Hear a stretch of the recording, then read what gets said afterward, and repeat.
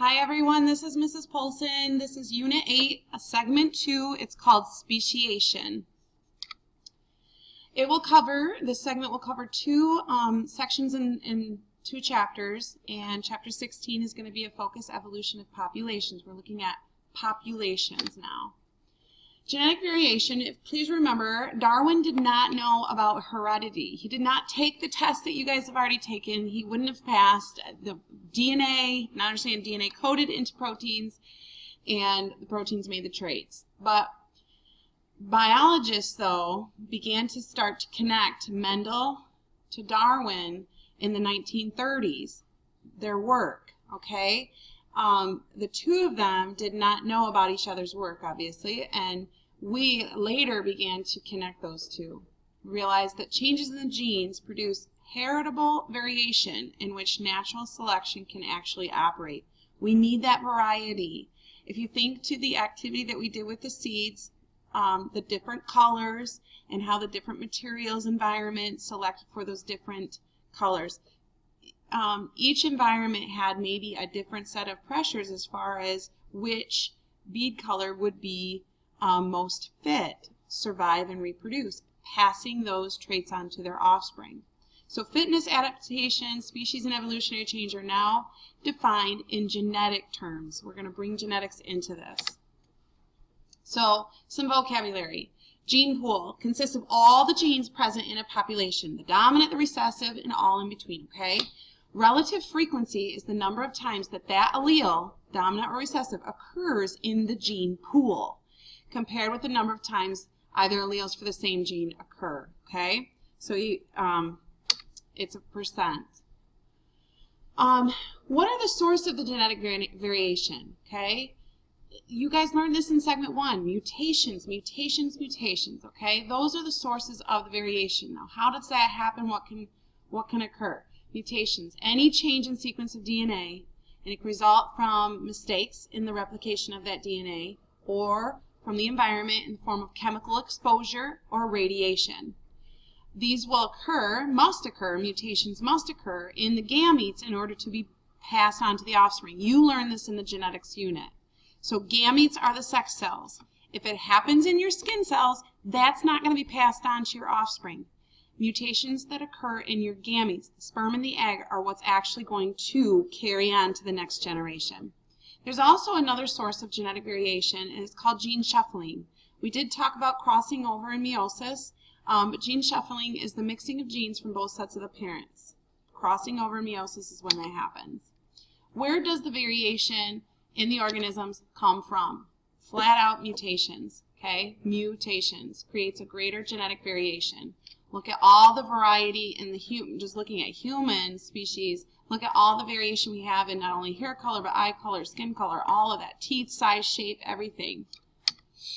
Some mutations / variations, right, because those create variations, are good. Some are bad, and the bad ones are usually weaned out. They will prevent an organism from surviving and reproducing, but some are good. So thinking of this example, what mutations would be good for a canine? If you look to see what nature has selected and where these organisms, these species are in their evolution, remember you're capturing species at that moment in their process of evolution. So what they look like at this moment, 1,000 years from now, they might look very different, right?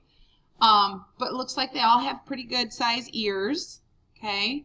Their coloration is very neutral, blends well with the environment, allowing them to be camouflaged. They're all predators, so they're very good at being stealthy and fast, long legs to be fast.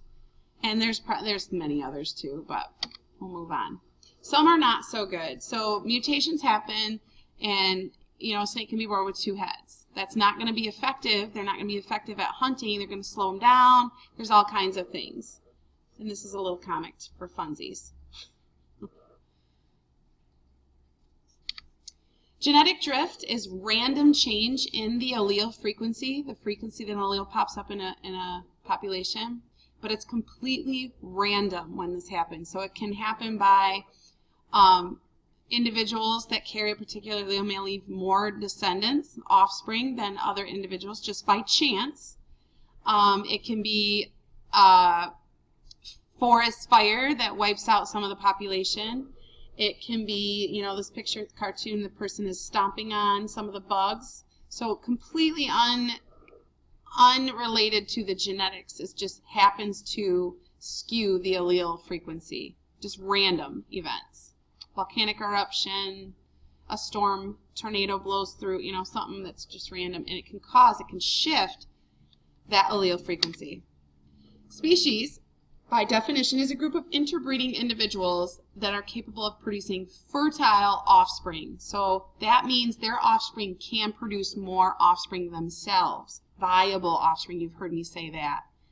Horse and donkey, two different species, they're close enough that they can actually mate, but their offspring will be something called a mule. A mule is sterile. It cannot have offspring. So therefore, these two still, a horse and donkey, are actually considered different species because they cannot produce viable, fertile offspring. And here we have coyotes and wolves. So speciation is, different variations to species can lead to speciation. Doesn't always, but it can. And speciation happens when the populations become so different from one another that they actually can no longer interbreed and have viable offspring. So I mentioned this when we did our bead activity, our seed activity. And I said, if your environments were, nature was selecting the brown seed to actually survive more, have offspring, and then this island, this lab table over here was having the green seed have the highest fitness, if it becomes to the point where the green and the brown can no longer have viable offspring, we now have new species. So what happens in order to get a new species, my friends? The gene pools of two populations must become separated for them to become new species. They have to be separated either behaviorally or geographically or whatever. There has to be some kind of separation. And as the new species evolve, populations become reproductively isolated from each other. So your lab tables are more and more separated from each other. They're not going to be able to interbreed. So here's just a picture, cartoon, showing, here you have an original environment. There's some kind of environmental gradient that could happen or be present. This is a hot or drier environment on this side, cooler, wet on this side. Very different environmental pressures leading to natural selection of alleles that favor hot, dry environments, and then this would push toward alleles that favor cool, wet environment. Eventually you have this line drawn, an invisible line drawn, where you have somewhat of a mixing, but you have more of genotype A shifting to the left side and of the environment, and genotype B shifting to the right, and they become so different that no longer can species B, they become actual species different if no longer species B can breed with species A. If they literally cannot interbreed and have viable offspring, they're now new species.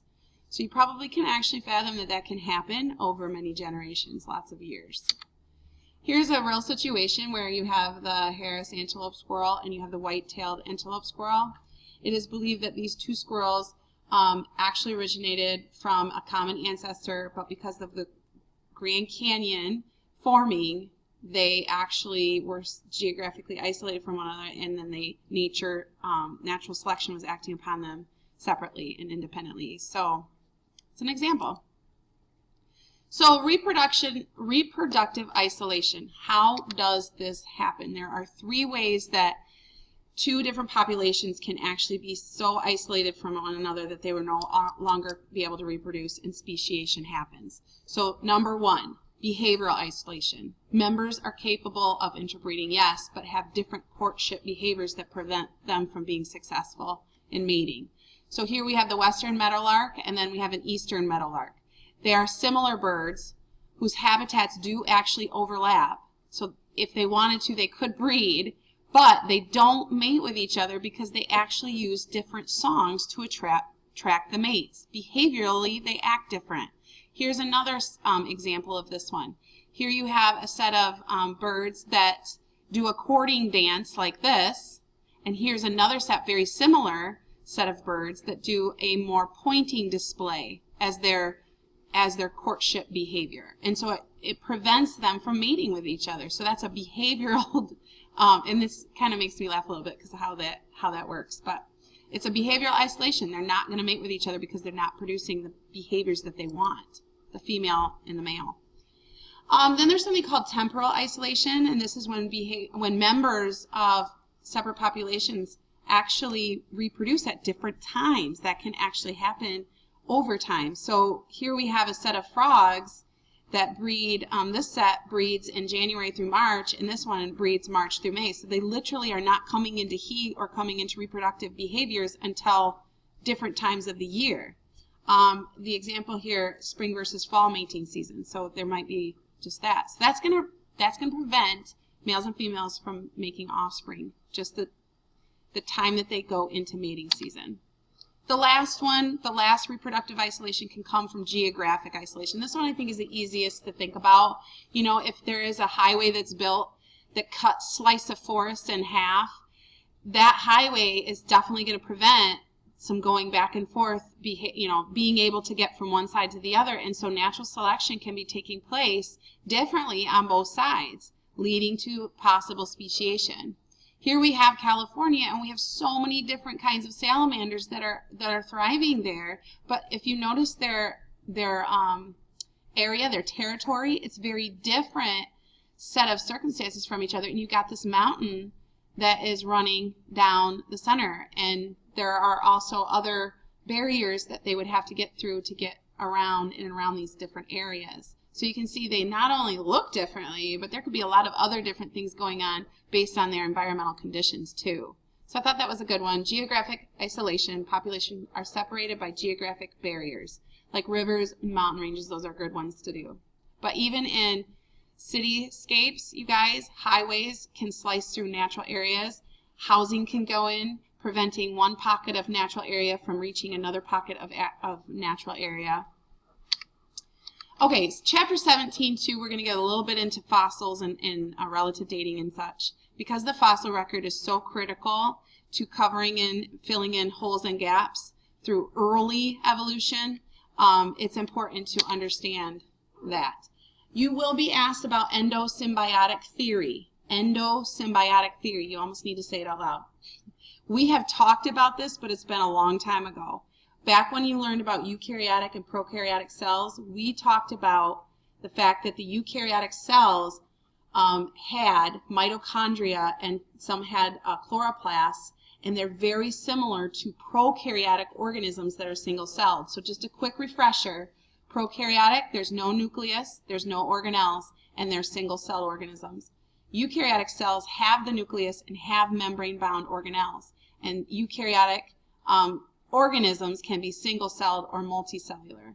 The evidence of the endosymbiotic theory is the fact that mitochondria and chloroplasts contain DNA that's very similar to the bacterial DNA, which bacteria, you guys, are prokaryotes, okay?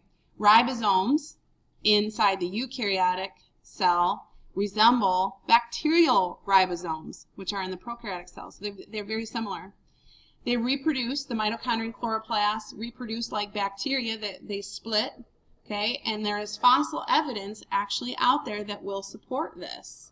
And this is just a cartoon to kind of walk you through that process. We've seen it before. I'm going to move forward.